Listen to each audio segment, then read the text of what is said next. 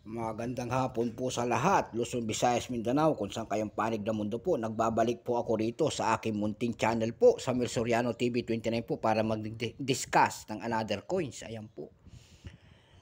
Magandang hapon po, Luzon, Visayas, Mindanao, kung saan kayong panig ng mundo po, lalo-lalo na ang ating mga senior citizen po, kung saan kayong panig ng mundo, ang mga kolektor ng Pilipinas. Ayan po, numismatis kung tawagin ba, at ang aking mga subscriber po, thank you so much po sa lahat.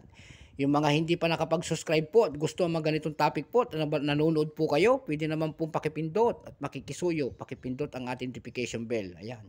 Subscribe and share para ma-update po kayo sa mga litis ko pang gagawin mga video po. Dito sa aking YouTube channel po, ang pinag-uusapan dito po ay coins, ang aking dinidetalye. Ayan po.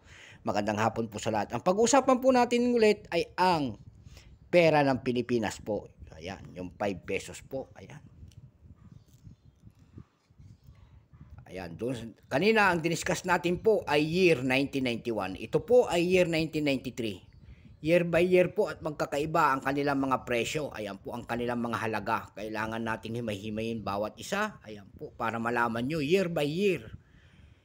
Katulad ng ating mga BSP, may mga hard to find din sa mga years na mga maliliit na mga old coins natin. Ayan po. Makikita po natin, makikita po natin na isang imahe ng isang lalaki po. Andyan po, nakaharap po sa kanang bahagi. Siya po ay si Emilio Aguinaldo. Ayan. At in year, at ang Republika ng Pilipinas, 1993 ang kanyang years. Pagkatalikod po niyan, makakakita kayo ng isang Nara. Ayan po. Nara tree. Ayan po kung tawagin nila sa Tagalog, Nara tree.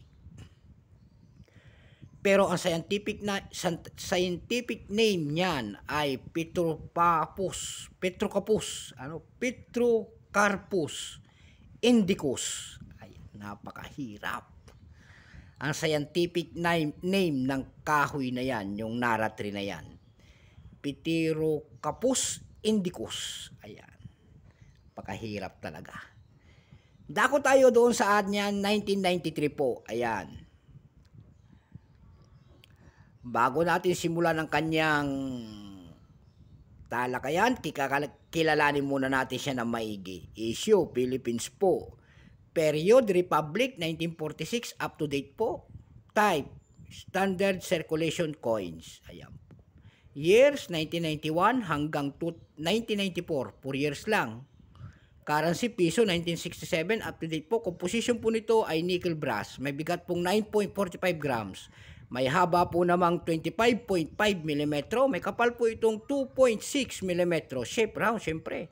Orientation nito, middle alignment po. Demonetize na po ito noong January 2, 1998. Number N-3751. Reference number KM-259. Ayan. Dako tayo naman sa kanyang percent. Ito po ay 23%. Wala pang ibinababa ang ating numista na kanyang mintage kung ilang piraso talaga ang ginawa sa bariyang ito. Ayan po. Tanging percent lamang, 23%. Ayan po sa kanyang realidad.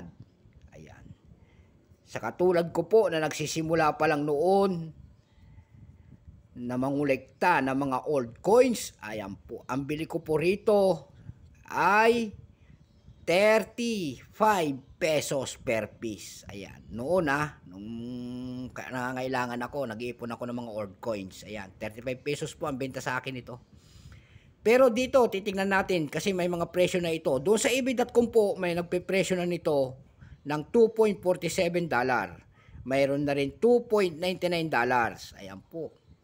Doon naman sa carousel kasi, ang nagbebenta doon, mayroon na nagbebenta ng 300 pesos per piece. Mayroon na rin 80 pesos per piece, pinakamaliit. At mayroon nagbebenta doon ng 172 per piece. Ayan. Ayan po ang kanyang presyo po at wala na tayo may dadagdag. Sagad na po. Wala na akong mahanap na mga ano-ano kung nakapaskil. Talagang yun na lamang ang kanyang price. So hanggang dito na lamang ang aking vlog sa hapong ito. Keep safe po sa lahat. Lalo na ang aking mga subscriber po. Ayan, ang aking mother dyan sa Pangasinan. Ayan po, pagaling ka dyan. At ang aking mga kapatid. Ayan, magandang hapon po sa lahat. God bless.